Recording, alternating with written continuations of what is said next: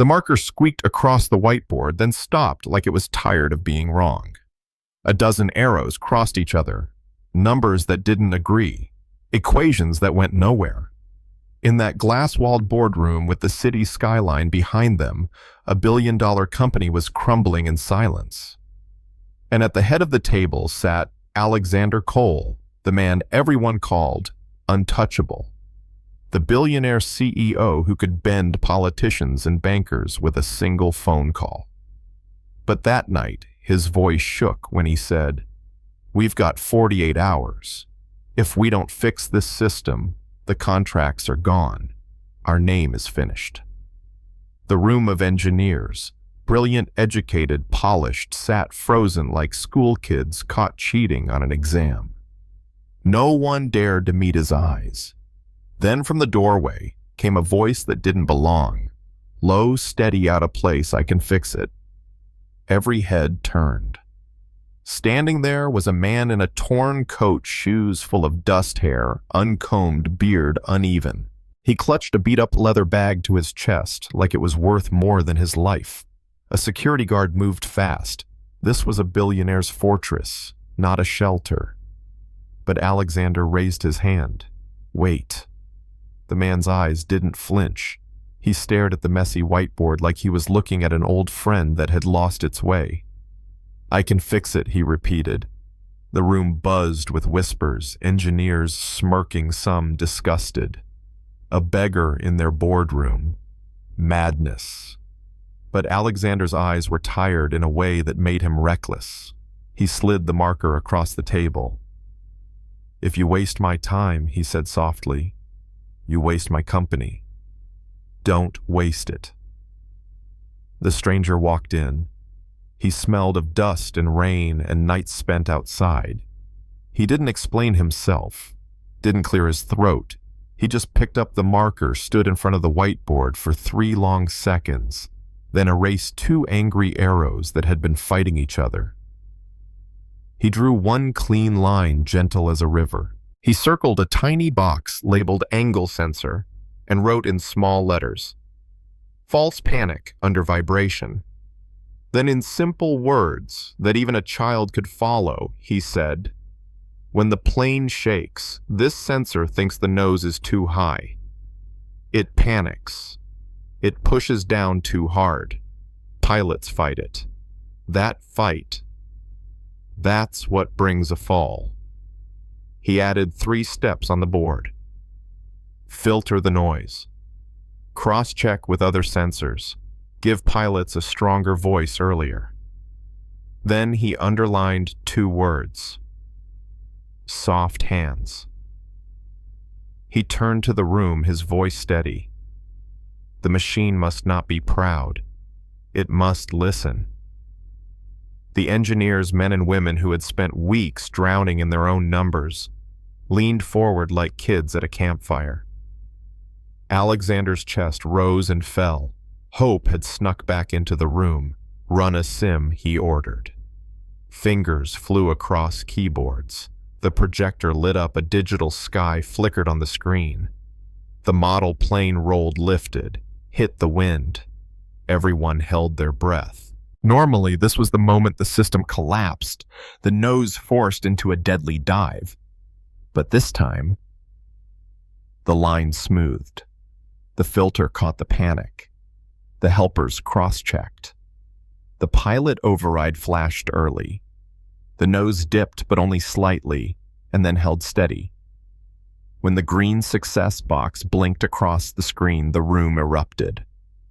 Engineers gasped, clapped, even laughed in disbelief.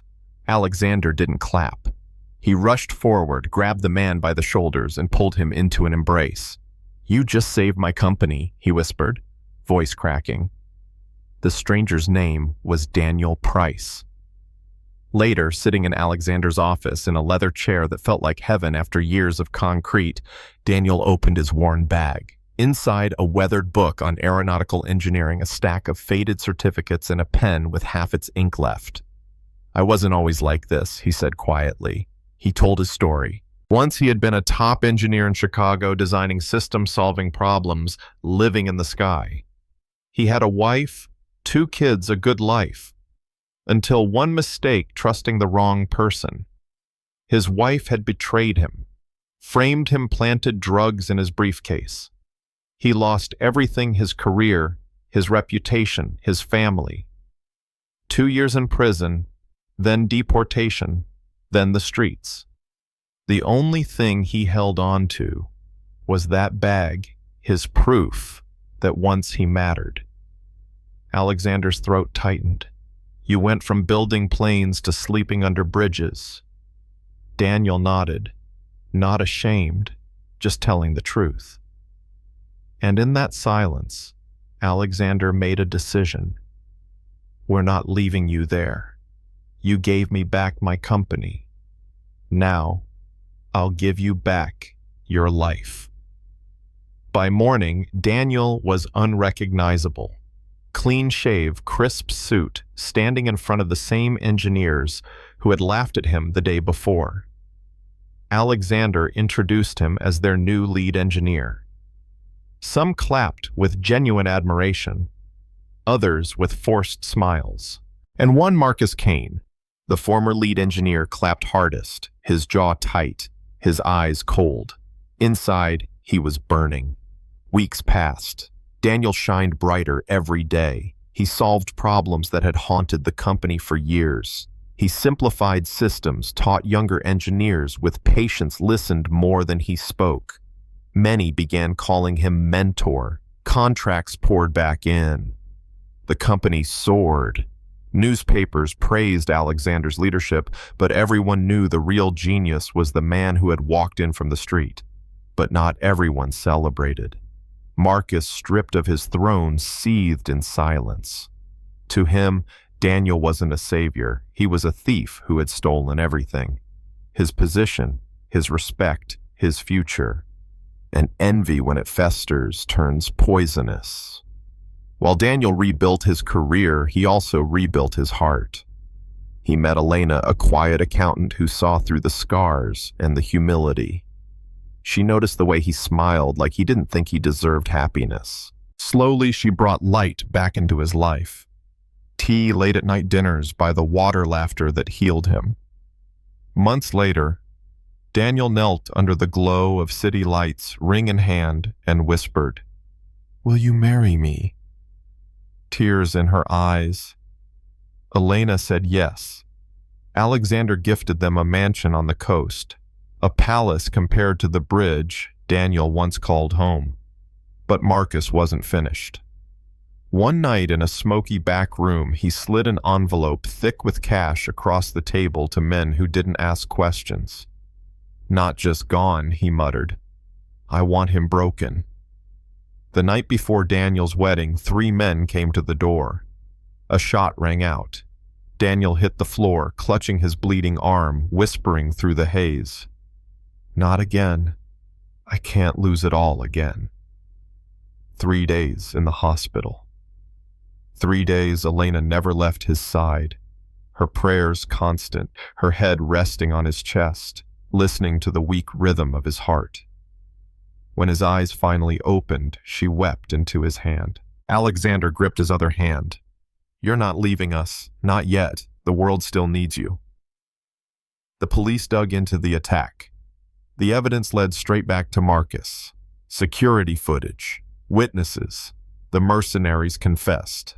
In court, Marcus stood tall, defiant, insisting, "He stole everything from me. Do you know who I was before that beggar walked in?"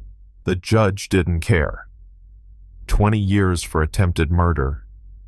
As guards dragged him away, Marcus twisted back, spitting venom. "This isn't over. I'll come back for you both. I'll burn everything you've built." The courtroom erupted in noise. Daniel sat steady, eyes locked on his enemy. His reply was calm, like a man who had finally made peace with his scars. "You've already destroyed yourself." Months later, Daniel married Elena in a grand church filled with engineers, business leaders, and old neighbors who once passed him by under the bridge. Cameras flashed, music soared, and when he kissed his bride, the applause shook the walls. For one night, shadows were gone. Later, holding their newborn son, Daniel whispered, You'll never know the life I lived under that bridge. You'll only know love." Elena kissed his cheek. "He already has everything, he has you. But shadows have a way of waiting." Even behind prison walls, Marcus's threats lingered. Rumors whispered of allies outside, men who still owed him favors. Alexander warned Daniel to stay cautious, but Daniel only sighed. Let him threaten. "I've lived through worse. What he doesn't understand is fear no longer rules me." And yet, some nights holding his son Daniel couldn't help but wonder, what if Marcus was right? What if the war wasn't over? So here's the question for you.